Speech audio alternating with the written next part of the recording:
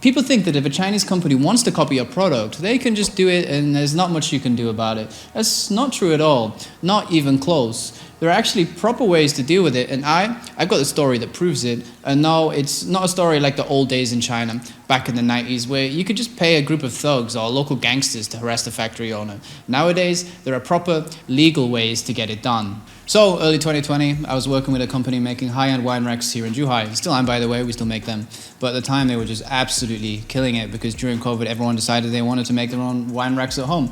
Market leaders, top quality stuff. Naturally, if you're making that kind of money, it's going to attract some attention, especially from copycats. One day, the client, they came to us and like, hey, we noticed there's a copycat on Alibaba, and they weren't just stealing the pictures, they were also copying the product overall.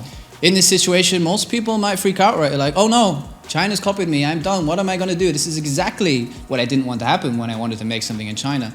Maybe they message the supplier directly, maybe they even go to the platform like Amazon or Alibaba where it's potentially being sold, and then they just watch the copycats like they're making easy money, like they're selling ice to an Eskimo, but it's actually your product. And I get it, it's extremely annoying when something like this could happen, and customers are always touchy about IP, especially when dealing with Chinese factories. I see people all the time, they send me designs, and sometimes they're extremely bland or basic designs that they maybe spend a lot of money on patents all around the world. Like, a lot of the time, people need to realize that it's not necessarily about your product that is the important thing. You really need to just figure out how to set up your supply chain in the right way. In the case of the wine racks, we didn't panic. We simply drove 5 hours to the middle of Huizhou to visit the copycat factory. Really long day, by the way, and we pretended that we wanted to do business with them without telling them what was really up.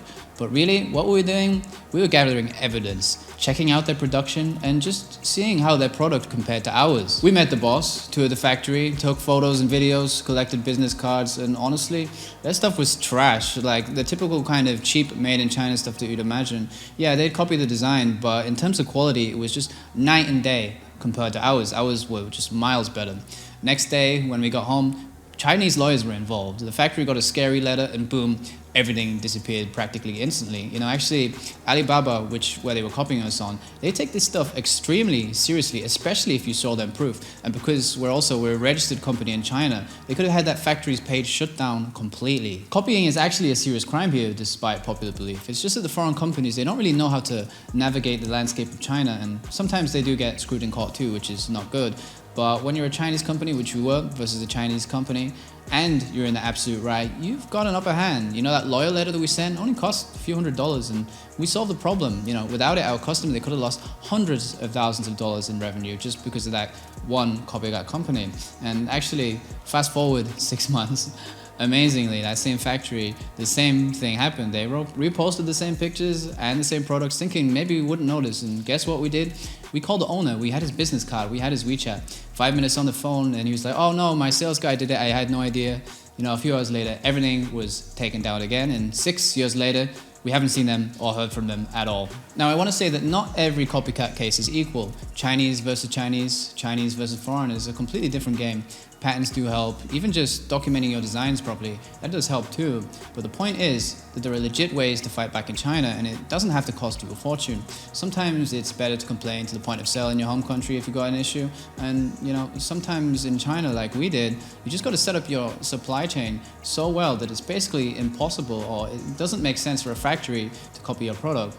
Anyway, that's it. If you want more tips on managing copycats, or if you want to figure out how to reduce your risk in China, whether it's supply chain, manufacturing, anything, just drop a comment or send me an email. Anyway, also I have a video here I made for madeinchina.com on how to source products using their platform. So please check it out. Anyway, thanks for watching. I do appreciate you sticking around.